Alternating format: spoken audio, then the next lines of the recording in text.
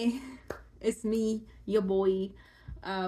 Something happened. So, as some of you guys know, I have an Instagram account where I dedicate like all my writing and stuff. It's called at Writing with Cass.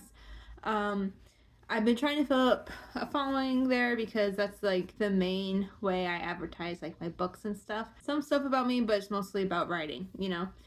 I try to post there like every day, and some of y'all who subscribe to this channel found me through the Instagram because the Instagram's a little bit more popular.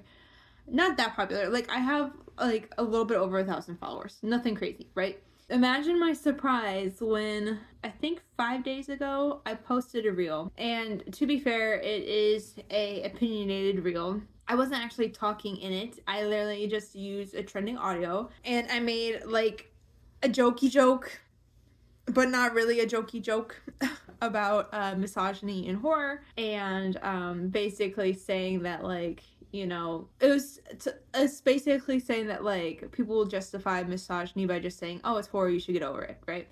That's literally it. And in my caption I like just kind of talked about like how I literally just made a couple sentences about how important it is to read horror written by diverse voices, like gender diverse voices and racially diverse voices. Yeah, so it's just important to read diverse voices just because, you know, you want that varied perspective on things, because even if you have good intentions, it's very easy for someone's prejudice to like kind of spew forward in their writing. Um, Again, well intentioned or not. And then there's some bad actors who just kind of write horror to just for shock value, or they'll do like horrible shit just for the lols, or they let their own like inner fantasies and stuff like out on the page. Again, this isn't every writer, but I've seen it enough for me to be like, you know what, I'm good. So it's just something like that. And again, like maybe it's not the mainstream popular opinion or whatever. I but I just like had it out there, right? And my intended audience was obviously for me and my mutuals, because you know most of my mutuals I feel like would have the same opinion. Yeah, and especially with the sort of horror I write, like I write things that tend to lean very feminine as well. Most of my characters, especially my short stories, are female, or queer in some capacity. So just reflecting my own lived experience, right? So, yeah, of course, someone like me would take that as something important to keep in mind with when writing horror, right? If we want to be more inclusive and stuff. It got a lot more attention than I ever thought it would. And I don't regret it, because again, I think what I said, even I didn't even say that much, because truthfully, I had a couple of sentences about diverse voices, and then like further down, I was just talking shit about how male authors are like sneaking into people's DMs, or like sneaking into the DMs of their female coworkers or colleagues. And it's just like, you're not doing what you think you're doing. It's not a compliment to do that. And if anything, like if you're using Instagram as a dating app within your own like community of writers, is actually very disrespectful, because you don't value that person as a professional or as a writer. You see them as a potential romance interest or sexual partner, and that's not the same thing. So I was just complaining about that, because that's something that's happened to me before, and it is very annoying. Even if I wasn't married, right? Like, no, I don't want to talk to you. Period. Yeah. Anyway, so yeah, that's what I was talking about. So it wasn't really like me taking a hardcore feminist stance. It was just like me complaining. But it ended up getting a lot more attention than just like my usual followers and viewers. That is like my best performing reel or video or any piece of media ever. Right now, last time I checked, it's at like 77,000 views, which might not be a lot to some people, but that's a whole lot to me. As one could imagine, it invited the trolls and the sorts of people that would not agree with me. And this week has been kind of rough because I've just been receiving like 50 insults a day. You know, some people write vile shit, and I know that's just because something got stirred within them. People don't like being criticized most of the time, and even though I wasn't criticizing them personally, they took it personally just based on some of the responses I was getting. So I was seeing some not nice stuff. So this week was a lot of work with me blocking a lot of stuff.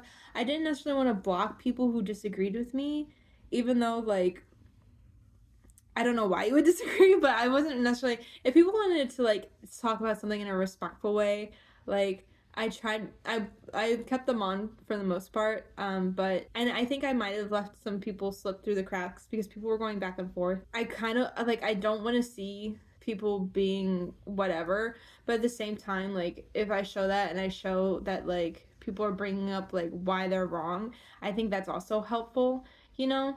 Uh, but it's just hard because some people were literally just calling me names, and there are some accounts I even saw who like were commenting stuff, but they had like really like racist shit in their profiles or like really inappropriate like profile pictures and just stuff that I'm like, why would you do that? But I guess it's the internet, so I don't know. I think people just want to be edgy and they want to troll. Okay, whatever. Like that was just my first instance with dealing it with getting that much stuff to this capacity. Like I don't know if other people talk about it because it sounds weird to complain about getting engagement because obviously that's the goal of most business people or artists or creatives is to get more engagement online. Um, but it's like it wasn't me trying to do outrage marketing or anything like that. Like that was really not my intention, but I feel like that's what it kind of became. And obviously the good comments did like on that video, the good comments outweigh the bad. A lot of people liked it, and like more people were liking and engaging with the stuff that I myself and other people were pointing out about, like, you know, it's not just like the degree of violence, it's how that violence is being used and what is that saying, right?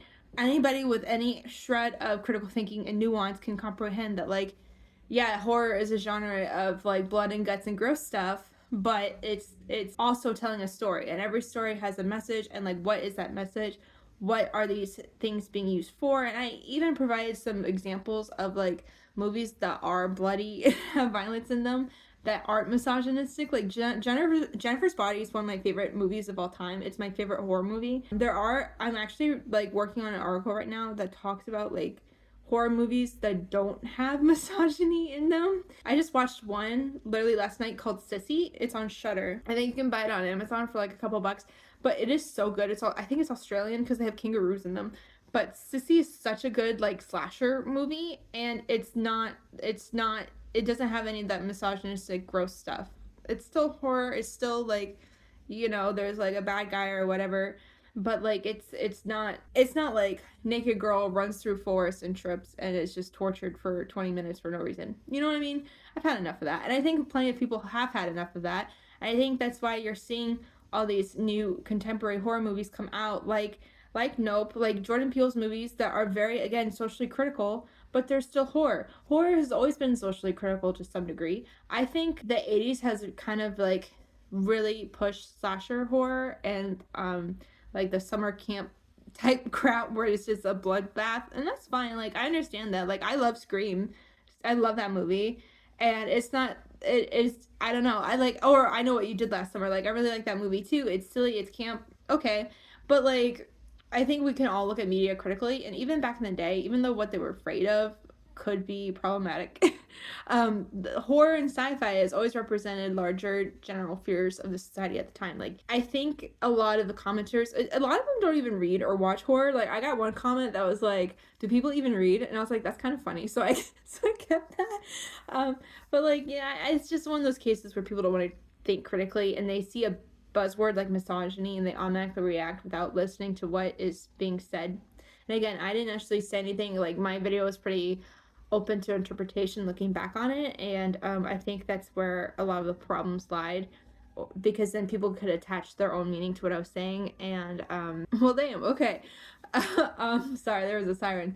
But yeah, what was I saying? So yeah, that is basically what happened. A woman was sharing her opinion online about misogyny and feminism within her area of expertise, and people got mad, especially people who don't even enjoy that genre anyway, but they just saw a woman talking about it, and that was enough, I guess, or making I wasn't even speaking, girl. I didn't even say a damn thing. I was just mouthing the audio. But whatever. I think it's because it was aggressive audio and it had a cuss word in it. Maybe that's where the aggression came from. I'll take my shortcomings on that. I will. Like, it had an aggressive tone to it, so it received aggression back, even if it was meant to just be a joke or whatever.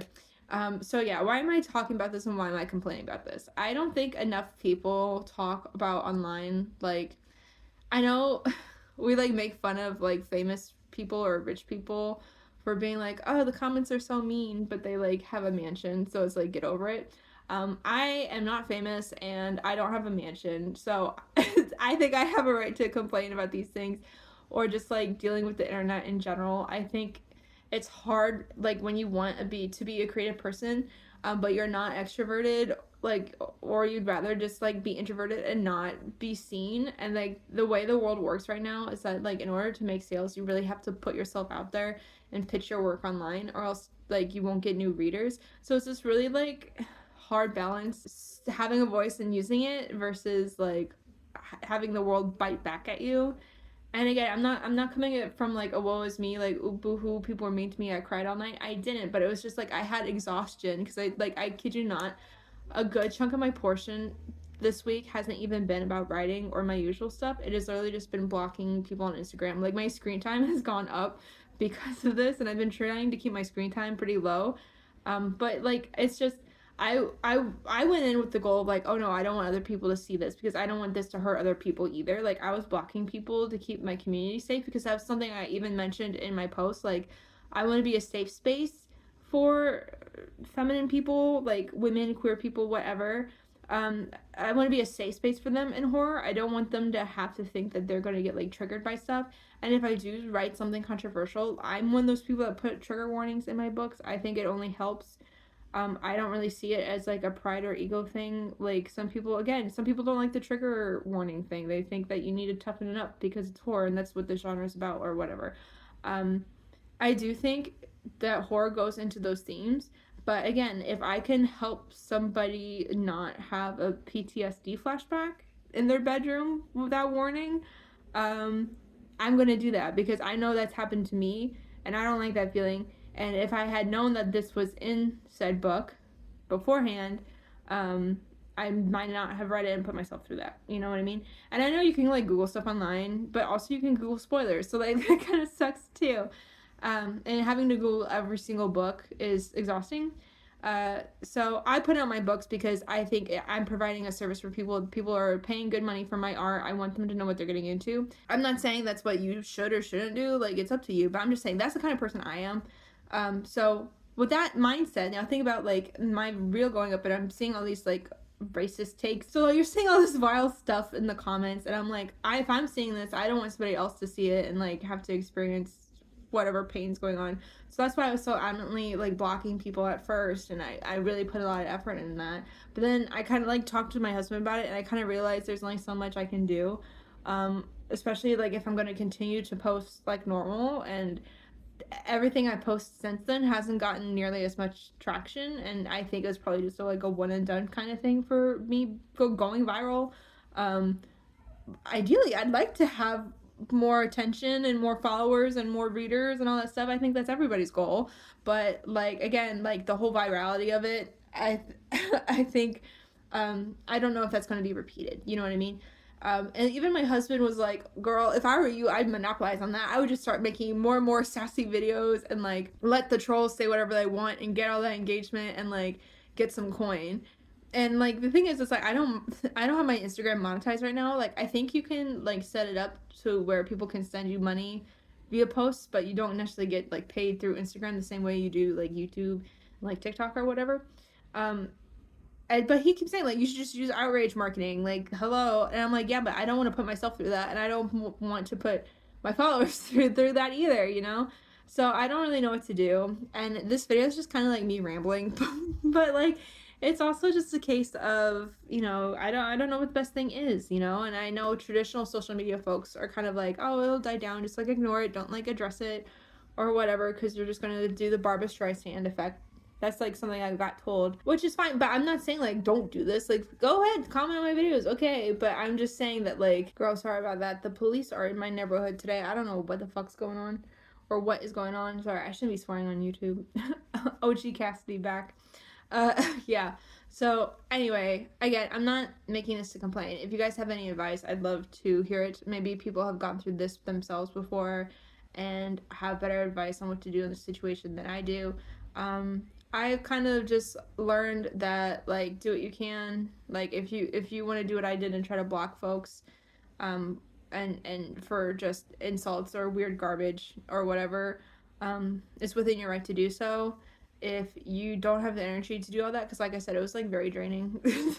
Again, I wasn't crying. I never cried during this. I was never like, eh, but it was just like draining. Like I felt tired, like really tired after reading all that. So if you want to leave it up there, fine. You know, again, I left people up there who disagreed, you know, to some degree, as long as they weren't like cussing at people, I guess. But you know, I don't know. Again, I don't think a lot of people talk about this who aren't already like famous. And if you aren't famous like me, if you're like just a person, um, and this happened to you, I don't really know what to do with it.